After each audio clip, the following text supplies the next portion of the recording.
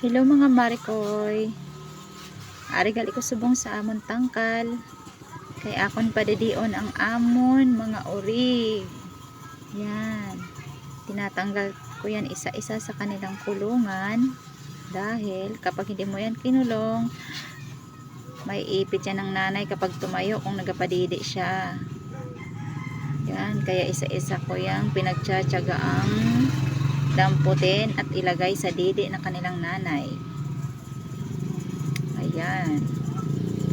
Ayan. Kasi minsan kasi pag tumatayo yung nanay bigla, naiipit yung mga anak niya. Sayang yung 3,000 kapag naipit at namatay. Pambayad ko pa naman ng mga utang yan.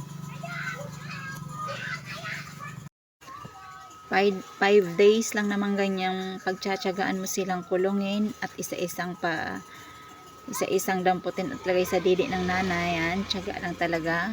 After 5 days, pwede mo na silang pakawalan at bahala na sila dyan magkalat. Kasi malalaki na yan pag 5 days na. Yan. O, diba? Yan, yan. Wala puti, puro di kulay.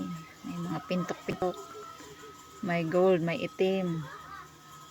Yan.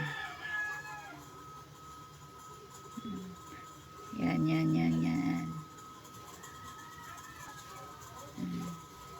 Tapos pagkas sa lawayon man sila nga pintukan. Ayan, yan.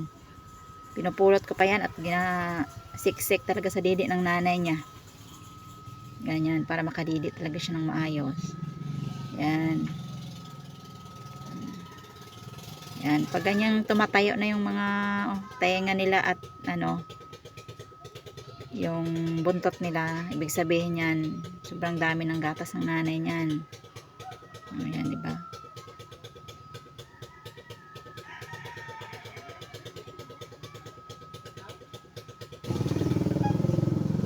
After 15 days, ayan na sila. Malalaki na at marunong na yung kumain. Diba? Yan, oh. Ang lulusog, no? Ayan. Bilang ulit ng 15 days. Pwede mo na silang ibenta kasi isang buwan lang naman yan. Yan. Yung mga pangalan din yan sila, oh. Yan si Maoy at Goldie. Yan naman si Kuris-Kuris at si Pintukan. Yan. Si Pintukan, may si Buloy, may si Diana dyan, may si Janie. Yun ang mga pangalan nila. Diba? Ayan, ayan na sila. Yan. Susunod, bibili ulit kami pero kulay puting inahin na naman. Kasi yung ganyang may kulay, medyo masilan siya kasi may lahi siya Kaya, puti naman. Tiyaga lang po talaga mga mare pag may inahing baboy, lalo na pag nanganganak yung nanay kasi magdamag kayong gising. Kasi habang nanganganak siya, nag-deliver, kailangan bantayan mo siya. Then, after niyang manganak, tsatsaga ka na namang padidiin ang mga biik niya.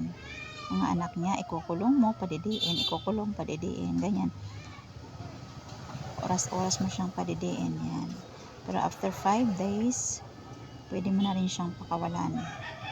At ganyan na, 15 days na yan sila. Yan, hayaan mo na sila. Bye-bye. Salamat sa panonood.